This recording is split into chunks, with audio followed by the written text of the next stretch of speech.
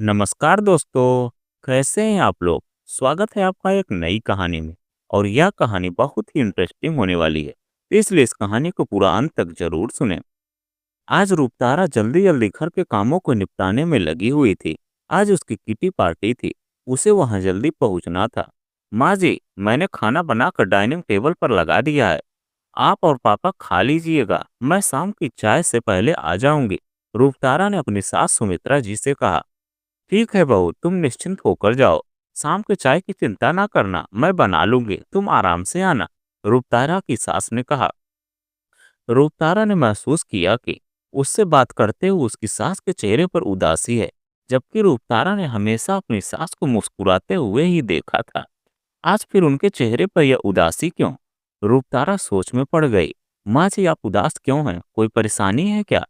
अगर कुछ हुआ है तो मुझे बताइए, शायद मैं कोई मदद कर सकूं। रूपतारा ने चिंता जाहिर करते हुए पूछा। नहीं बहू, ऐसा कुछ नहीं है। वह रात में ठीक से नींद नहीं आई, इसलिए चेहरा उतरा हुआ है। थोड़ी देर सो लूंगी तो ठीक हो जाऊंगी। रूपतारा की सास ने मुस्कुराने की कोशिश करते हुए कहा। पर रूपतारा को उनकी बात पर विश्वास नहीं हुआ। फिर भी उसने बात को आगे नहीं बढ़ाया और तैयार होकर किटी पार्टी में चली गई। किटी में सभी सहेलियां अपने पति के प्रेम और विश्वास पर बात करती रहीं। रूप तारा ने कहा, जब हम किसी से प्रेम करते हैं तो उस पर विश्वास हो ही जाता है, क्योंकि प्रेम और विश्वास एक दूसरे के पूरक हैं। मैं तेरी इस बात से पूरी तरह सहमत नहीं हूँ। कभी प्रेम में अति विश्वास घातक सिद्ध हो सकता है। जब हम प्रेम में अंधविश्वास करने लगते हैं तो हमारे विश्वास को टूटने में देर नहीं लगती। उसकी सहेली सोनालिका ने कहा। वहां बैठी सभी औरतें सोनालिका की बात का समर्थन करने लगी। उन्होंने कहा कि प्रेम करना और अपने प्रेमी पर विश्वास करना ठीक है, पर अंधविश्वास नहीं करना चाहिए। वह व्यक्ति हमारे पति ही क्यों ना हो। मैं तुम लोगों की बातों से सहमत नहीं हूँ। मैं अपने पति से प्रेम भी करती हूँ और विश्वास भी, क्योंकि मुझे पता है कि वह भी मुझे प्यार करते हैं, और इस जन्म में तो क्या, वह हर जन्म में मुझसे ही प्यार करेंगे। मेरी मांग का सिंदूर और मेरा श्रृंगार इसका प्रतीक है। मैं दूसरी औरतों की तरह नहीं हूँ, जिनके पति उनके साथ विश्वासघात करते हैं, और वह तब भी उनके नाम का श्रृंगार करके चेहरे पर झूठी मुस्कान लिए फिरती है। मैं ऐसा दिखावा कभी नहीं कर सकती। मैं जानती हूँ कि मेरा यह विश्वास कभी नहीं टूटेगा। रूपतारा ने गर्व से मुस्कुराते हुए कहा। किटी पार्टी के बाद जब रूपतारा घर जा रही थी, जो उसकी नजर अपने पति की कार पर पड़ी, जो उसकी बगल से अभी निकली थी। क्रॉसिंग पर उसकी टैक्सी रुकी हुई थी। तब उसने देखा था उसके साथ कोई लड़की भी थी, जो उसके पति से सटकर बैठी हुई थी। रूपतारा को अपनी आंखों पर विश्वास नहीं हुआ। उसके मन में एक क्षण के लिए शक का बीज पनप उठा। फिर उसने सोचा, हो सकता है वह उनकी सेक्रेटरी हो और वो लोग ऑफिस मीटिंग के लिए जा रहे हों। उसने अपने दिमाग से उस बात को निकाल दिया और अपनी ही बेवकूफ़ी पर मुस्कुरा उठी। जब वह घर के दरवाजे पर पहुंचे तो अंदर से उसकी सास सुमित्रा जी की आवाज सुनाई दी। वह अपने पति से कह रही थी, जब यह बात बहू को पता चलेगी तो उसके दिल पर क्या गुजरेगी। उसका तो विश्वास ही टूट जाएगा। वह हम पर बहुत विश्वास करती है। मेरी तो कुछ भी समझ में नहीं आ रहा कि मैं कैसे उसे बताऊं कि उसके पति ने दूसरी शादी कर ली है। अंकित ने इस घर के अलावा भी एक दूसरा घर बसा लिया है। अपनी सास की बात सुनकर रूपतारा के पैरों के नीचे से जमीन खिसक गई। उसने उसके सोचने समझने की शक्ति क्षीण होने लगी। उसने लड़खड़ाते हुए दरवाजा खोला। उसकी हालत देखकर उसकी सास समझ गई कि रूपतारा ने सब कुछ सुन लिया है। बहू, हम तुम्हें बताना चाहते थे, पर हिम्मत नहीं जुटा पाए। मुझे माफ कर दो। मुझे अपने बेटे से ऐसी उम्मीद नहीं थी। रूपतारा की सास ने दुखी होकर कहा। माँ जी, यह बात आपको पता था, फिर भी आपने मुझे नहीं बताया। धोखे में रखा आपने। ऐसा क्यों किया? रूपतारा ने रोते हुए पूछा। बहू, मुझे कल ही पता चला है। तब से मैं यही सोच रही थी कि मैं तुम्हें कैसे बताऊं। रूपतारा की सास ने कहा। माँ जी, इसमें सोचने जैसी क्या बात थी? आपको मुझे बता देना चाहिए था। आपने मेरा विश्वास तोड़ा है, जबकि आप मुझसे कहती थी कि आप मुझे अपनी बेटी मानती हैं। पर ऐसा नहीं है। मैं सिर्फ बहू हूँ, बेटी नहीं। आपको सब पहले से पता था कि आपके बेटे ने दूसरी शादी कर ली है। रुखतारा ने व्यंग से मुस्कुराते हुए कहा। बहू, तुम मुझे दोषी करार नहीं दे सकती। मैंने तुम्हें बहुत पहले सचेत किया था कि अंकित हर हफ्ते ऑफिस के काम के सिलसिले में बाहर क्यों जाता है। कहीं किसी लड़की का चक्कर तो नहीं। पर तुमने मुझसे बहुत गर्व और विश्वास से कहा था कि माँ जी वह मेरे सिवा किसी भी लड़की की ओर आंख उठाकर भी नहीं देखेंगे। उस समय मैंने तुम्हें समझाने की कोशिश की थी कि किसी पर अति विश्वास नहीं करना चाहिए, पर तुमने मेरी बात को हंसी में उड़ा दिया था। अपने पति पर विश्वास करना ठीक है, पर उसकी गतिविधियों पर नजर रखना भी चाहिए। अपने साज श्रृंगार से उसे रिझाना चाहिए। तुमने ऐसा करना छोड़ दिया। तुम यह समझती रही कि शादी के 12 साल बाद अब इसकी क्या जरूरत है। पर शायद तुम ये भूल गई कि पति को हमेशा खुश रखने के लिए समय समय पर अपने प्रेम को जताना पड़ता है। जबकि तुमने ऐसा नहीं किया, इसलिए तुम्हारा पति किसी और के रूप पर मोहित हो गया। रूपतारा की सास ने गंभीरता से कहा। रूपतारा ने कोई जवाब नहीं दिया। उसे कुछ समझ नहीं आ रहा था कि वो क्या जवाब दे। वो अपनी सास की बात सुनकर मन ही मन सोचने लगी, क्या पति पत्नी का रिश्ता सिर्फ शारीरिक आकर्षण में बंधा होता है? पत्नी की सुंदरता जब तक बरकरार है, तभी तक वो पति के दिल की मल्लिका है। जहां उसका सौंदर्य ढलने लगा, तो पति का प्यार भी खत्म हो गया। सुंदरता सिर्फ पत्नी की ही नहीं ढलती, पति की भी तो उम्र के साथ पहले जैसे जवान नहीं रहते। लेकिन पत्नी को तो पति में कोई कमी नहीं दिखाई देती। वो तो पहले से ज्यादा पति को प्यार करने लगती है। वो पति पर अपना सर्वस्व न्यौछावर कर देने को तत्पर रहती है। अगर पति पत्नी का रिश्ता सिर्फ शारीरिक आकर्षण पर टिका है, तो पति के नाम पर किया गया दिखावे का श्रृंगार इस काम का। जब पति ने उसके हिस्से का सिंदूर उसकी मांग से नोचकर किसी और की मांग में सजा दिया, तो फिर उस अपमानित सिंदूर को मांग में सजाने का मतलब है। ये तो एक पति की मर्यादा, उसके प्यार का अपमान है। जब पति ने पत्नी के स्वाभिमान और आत्मविश्वास को अपनी वासना की आग में जला डाला, तो फिर ऐसे झूठे रिश्ते में बंधे रहने का कोई मतलब नहीं है।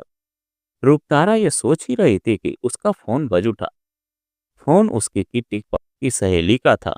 रूपतारा ने लंबी सांस लेकर फोन ऑन किया और उधर से आवाज आई, रूपतारा, मैं तुम्हें कुछ बताना चाहती हूँ, लेकिन पहले तुम अपने दिल को मजबूत कर लो। रूपतारा की सहेली ने गंभीर लहजे में कहा, क्या बात है सोना? तुम ऐसा क्यों कह रही हो? रूपतारा ने गंभीर लहजे में पूछा। वो सोना की बात का मतलब समझ गई थी, लेकिन उसने अनजान बनते हुए पूछा, रूपतारा, मैंने तुम्हारे पति अंकित को किसी और औरत के साथ देखा है। वो औरत बहुत ही सुंदर और जवान है। शायद तुम्हारे पति ने उससे शादी कर ली है। तुम्हें तो अपने पति के प्यार पर बहुत ही भरोसा था, पर तुम्हारे पति ने तुम्हारा भरोसा तोड़ दिया है। ये बात झूठ नहीं है, बिल्कुल सही है। जिस लड़की से तुम्हारे पति ने शादी की है, वो मेरी दूर की रिश्तेदार है। उस लड़की के चंगुल से तुम्हारे पति का छूटना मुश्किल ही नहीं, नामुमकिन है। क्योंकि वो लड़की बहुत ही लालची और घमंडी है। उसने अपने रूप जाल में तुम्हारे पति को फंसा लिया है। अब तुम क्या करोगी? क्या अपने घर में अपनी सौतन को बर्दाश्त कर सकोगी, या अपने पति का घर छोड़कर चली जाओगी? ये तुम्हारे अंधविश्वास के कारण हुआ है। अगर तुमने अपने पति को अपने प्यार और आकर्षण में बांध रखा होता, तो तुम्हारा पति तुम्हें छोड़कर नहीं जाता। पर तुम अपने पति को आकर्षण में बांधती कैसे? तुम तो अपना आकर्षण बहुत पहले खो चुकी हो। तुम अपनी उम्र से 15 साल ज्यादा लगती हो। मुझे देखो, मैंने कैसे अपने आप को इस उम्र में भी अपने को कितना सुंदर और फिट बना कर रखा हुआ है। इसलिए मेरे पति आज भी मेरे सौंदर्य में बंधे हुए हैं। फिर भी मैं अपने पति पर अंधविश्वास नहीं करती, उन पर नजर रखती हूँ कि वो बाहर क्या कर रहे हैं। तुम्हें तो बहुत अहंकार था अपने पति के प्यार पर, फिर उन्होंने तुम्हें धोखा क्यों दिया? सोना ने रूपतारा को अपमानित करने वाले लहजे में कहा। रूपतारा ने कोई जवाब नहीं दिया। फोन स्पीकर पर था। जो सोना की बातों का जवाब रूपतारा की सास ने दिया। सोना, बहू, तुमने अपने आप को रूपतारा की दोस्त कहती हो। अगर दोस्त तुम जैसे होते हैं, तो रूपतारा को दुश्मनों की क्या जरूरत है? तुम रूपतारा की दोस्त नहीं, उसकी दुश्मन हो। तभी उसके जख्मों पर नमक छिड़कने का काम कर रही हो। अगर सच में उसकी हितैषी होती, तो उसे सांत्वना देती, उसके दर्द को बढ़ाने की कोशिश न करती। वैसे भी ये हमारे घर का मामला है, हम खुद ही सुलझा लेंगे। हमें तुम्हारी सलाह की जरूरत नहीं है। रूपतारा की सास की बात सुनकर सोना ने जल्दी से फोन काट दिया। वो समझ गई कि अब उसकी असलियत रूपतारा के सामने आ गई है। दूसरी तरफ रूपतारा चुपचाप अपनी सहेली और सास की बात सुन रही थी। फिर वहां से उठकर अपने कमरे में चली गई। थोड़ी देर बाद जब वह कमरे से बाहर आई तो उसका रूप बदला हुआ था। उसको देखकर उसकी सास चौंक गई, क्योंकि रूपतारा ने अपनी मांग का सिंदूर, माथे की बिंदी और चूड़ियों को निकाल दिया था। उसे देखकर लग रहा था जैसे वह अभी अभी विधवा हुई हो। रूपतारा की सास ने उसे देखकर आश्चर्य से पूछा, बहू यह क्या किया? अभी तुम्हारा पति जिंदा है और तुमने विधवा का रूप धारण कर लिया। यह तो अपशकुन है। माँ जी, मेरे पति ने मेरे सिंदूर को अपमानित किया है। मैं अपमानित सिंदूर को अपनी मांग में नहीं सजा सकती। मेरा विश्वास प्रेम से उठ गया है। आज मेरा स्वाभिमान चूर चूर हो गया। मैं उन पत्नियों की तरह नहीं हूँ जो झूठ का मुखौटा लगाकर जीती हैं। जब मेरा पति मेरा नहीं रहा, उसने मेरे विश्वास को तोड़ दिया, तो मैंने भी इस झूठे श्रृंगार के बंधन को उतार कर आज फेंक दिया। अब इसी रूप में मैं रहूंगी। यदि आपको कोई ऐतराज है तो मैं यह घर छोड़कर जा सकती हूँ। रूपतारा ने दृढ़ता से जवाब दिया।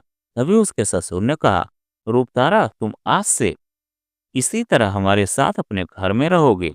रूपतारा ने आज पहली बार अपने ससुर शिव जी की जुबान से अपना नाम सुना।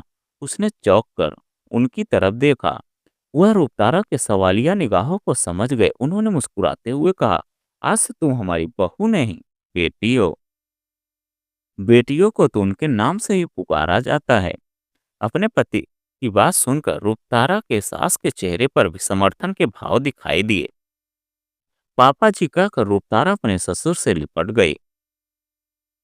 पापा जी नहीं, सिर्फ पापा कहो बेटी, रूपतारा के ससुर ने मुस्कुराते हुए कहा। हाँ, और मुझे मम्मी कहो। आज से तुम हमारी बहू नहीं, बेटी हो। रूपतारा की सास ने भी मुस्कुराकर कहा, ठीक है मम्मी पापा, जो आप लोगों की आज्ञा। रूपतारा ने भी अदब से सिर झुकाकर गंभीर लहजे में कहा। रूपतारा को ऐसा करते देखकर उसके सास ठहाका मारकर हंस पड़े। रूपतारा ने भी उनका साथ दिया। तभी रूपतारा की नजर दरवाजे पर ठहर गई। फिर अचानक उसकी हंसी पर ब्रेक लग गया। उसी समय रूपतारा के ससुर ने भी दरवाजे की ओर देखा तो वहां उनका बेटा अंकित खड़ा हुआ था। अपने बेटे को देखकर रूपतारा के ससुर का चेहरा कठोर हो गया। अंकित जैसे ही घर के अंदर दाखिल हुआ, उसके पापा ने कठोर शब्दों में कहा, अंकित वहीं रुक जाओ। अब तुम इस घर में नहीं रह सकते। ये आप क्या कह रहे हैं? ये घर मेरा भी है। अंकित ने अचंभित होकर कहा, ये घर तुम्हारा था, अब नहीं है। ये घर मेरा है और यहाँ तुम नहीं रह सकते। अंकित के पापा ने कठोर शब्दों में जवाब दिया। तुम्हारे पापा ठीक कह रहे हैं। तुमने हमारे संस्कारों को गाली दी है। एक पत्नी के रहते हुए तुमने दूसरी शादी कर ली। तुमने एक बार भी रूपतारा के बारे में नहीं सोचा, उसका क्या होगा, उसके दिल पर क्या बीतेगी। तुमने हमारे बारे में नहीं सोचा, तो हम तुम्हारे बारे में क्यों सोचे? अब इस घर के दरवाजे तुम्हारे लिए हमेशा हमेशा के लिए बंद हो गए हैं। ये घर अब रूपतारा का है और रूपतारा जिसे चाहेगी वही वहां रह सकता है। और जहां तक मैं रूपतारा को जानता हूँ, वो कभी नहीं चाहेगी कि वो व्यक्ति यहाँ रहे जिसने उसके प्यार और सिंदूर को अपमानित किया है। अंकित की मम्मी ने भी गंभीर लहजे में अपना फैसला सुना दिया। अपने मम्मी पापा की बात सुनकर अंकित ने एक नज़र रूपतारा पर डाली। रूपतारा की आंखों में अपने लिए नफरत देखकर अंकित समझ गया कि अब वो अपने परिवार को हमेशा के लिए खो चुका है। लेकिन फिर भी उसने बेशर्मी और ठिठाई से रूपतारा से कहा, रूपा, तुमने मेरे मम्मी पापा को अपने वश में कर लिया है, लेकिन वो ज्यादा दिनों तक मुझसे दूर नहीं रह सकते। तुम देखना, बहुत जल्दी ये लोग मुझे और मेरी नई पत्नी को इस घर में बुलाएंगे। मैं उनका इकलौता बेटा हूँ। ये लोग मुझसे ज्यादा दिनों तक दूर नहीं रह सकते। तुम देखना, मेरा बेटा भी तुम्हें छोड़कर मेरे पास आएगा। तुम जानती हो क्यों? क्योंकि मेरे पास पैसा है। तुम कुछ करती भी नहीं हो। अपने बेटे की जरूरतें कहाँ से पूरी करोगी? इस बात का तो यहाँ से जा रहा हूँ। बहुत जल्दी अपने बेटे को लेने आऊंगा। तब मेरा बेटा मेरे साथ जाएगा और तुम देखती रह जाओगे। रूपतारा ने अपने पति का बातों का कोई जवाब नहीं दिया। रूपतारा को चुप देखकर अंकित के चेहरे पर एक गर्वीली मुस्कान फैल गई, जैसे वह कह रहा हो, तुम कुछ नहीं कर पाओगी। अंकित ने एक व्यंग्यात्मक नजर रूपतारा पर डाली और वहां से जाने लगा। तभी रूपतारा की गंभीर आवाज सुनकर वो रुक गया। रूपतारा उससे कह रहे थे, मिस्टर अंकित शर्मा, मेरी भी बात सुनते जाओ। तुम आज के बाद मेरे बेटे से मिलने की कोशिश ना करना, वरना मैं तुम्हें कहीं का नहीं रखूंगी। अगर तुम चाहते हो कि तुम अपनी नई पत्नी के साथ खुश रहो, तो आज से समझ लेना कि तुम्हारा कोई बेटा नहीं है।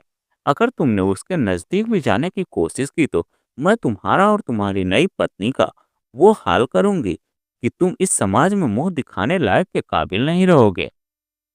तुम मुझे मेरे बेटे से मिलने से नहीं रोक सकती, अंकित ने गुस्से में कहा। आप किस बेटे की बात कर रहे हैं मिस्टर अंकित? तभी वहां एक गंभीर आवाज सुनाई दी। अंकित ने पीछे मुड़कर देखा तो वहां उसका बेटा पीयूष खड़ा था। उसके चेहरे पर अंकित के लिए नफरत के भाव थे। अपने बेटे की आंखों में अपने लिए घृणा देखकर अंकित कांप गया, क्योंकि उसकी योजना पर पानी फिर गया था। मिस्टर अंकित शर्मा, मैं आपका नहीं, अपनी माँ का बेटा हूँ।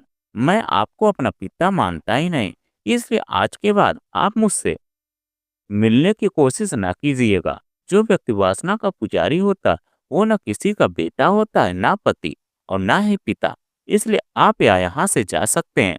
आपकी सुंदर पत्नी आपका इंतजार कर रही होगी। पीयूष ने नफरत से अंकित को देखते हुए कहा। अंकित अपने बेटे की इतनी कड़वी बातें सुनकर शर्म से पानी पानी हो गया। उसने आशा भरी निगाहों से अपने माता पिता की ओर देखा, और उनके चेहरे पर कठोरता दिखाई दी। अंकित ने एक असहाय नजर सब पर डाली और एक हारे हुए जुआरी की तरह थके कदमों से घर से बाहर निकल गया। रूपतारा अपने बेटे से लिपट कर फूट फूट कर रो पड़ी। पर ये आंसू दुख के नहीं, खुशी के थे। आज उसके बेटे ने अपनी माँ के स्वाभिमान की रक्षा जो की थी, और यह सब देखकर पीयूष की आंखों से भी अश्रुधारा बह निकली। तो दोस्तों, यह कहानी आपको कैसी लगी कमेंट में लिखकर जरूर बताइएगा। अगर आप हमारे चैनल पर नए हैं तो प्लीज चैनल को सब्सक्राइब कीजिएगा और वीडियो को एक लाइक कीजिएगा।